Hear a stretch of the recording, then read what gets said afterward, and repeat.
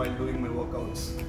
So it is a difficult question to answer, but yes, it will take time, or else everyone around would be doing it within a short period of time.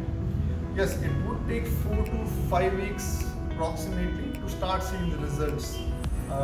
Keeping in mind your diet and your workout, the plans of your workout which needs to be changing, and it has to have some intensity so that you keep seeing the changes. And short answer I would give is that be consistent with your workouts, have a proper diet, and I'm sure that you will start seeing your results. That's it.